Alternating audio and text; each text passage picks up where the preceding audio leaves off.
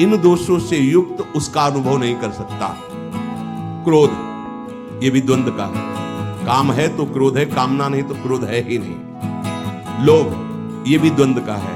कामना की पूर्ति हुई तो लोभ होता है, कामना की पूर्ति में बाधा हुई तो क्रोध होता है। काम, ये सबका मुखिया है। काम कामना वासना मनते करियति दूर। अगर ये काम कामना वासना यही भजन नहीं होने देती। मान, ये देहाभिमान का मुख्य जड़ है। मान और इसका विपरीत भाव स्वीकार करने वाला ही परमार्थ का पथिक है। सब ही मान प्रद आप हमारे।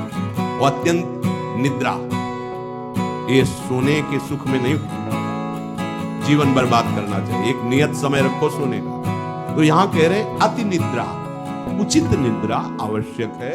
जब तक शरीर भाव में साधना हो रही तो जरूरी है। और ईर्ष्या, दूसरे की बढ़ोतरी देखकर जो ईर्ष्या होती है, जो जलन होती है, ये उपासक को उपासना में बढ़ने नहीं देती। इसको संभालिए। एक ही उपाय है जिसमें ईर्ष्या हो, भगवत भाव कर।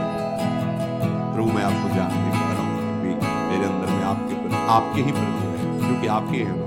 प्रभु मेरा सुधार बहुत जल्दी सुधार हो जाए। दूसरों के गुणों में दोष देखना और निंदा करना, कठोर वाणी बोलने वाला, कृपण स्वभाव वाला, मन ही मन दूसरों के प्रति जलने वाला और अपनी प्रशंसा करने वाला है, वो निश्चय ही भगवत मार्ग में नहीं चल पाता, भगवत मार्ग का वर्ण नहीं कर पाता है। जो संभोग में मन लगाने वाला, हृदय में विषमता रखने वाला, अत्यंत अभिमानी स्वभाव वाला, दान दे करके जलन करने वाला, मैंने क्यों दे दिया, दान देकर जलन करने वाला, आत्म श्लाघा करने वाला और असमर्थ होकर अपनी बड़ाई लंबी लंबी बातें करने वाला, ऐसा पुरुष भी परमार्थ पर चलने की योग्यता खो देता है।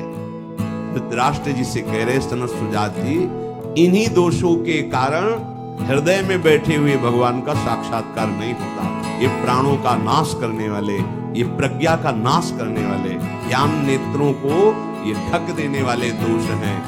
भगवत अनुभव इन्हीं के कारण नहीं हो पाता।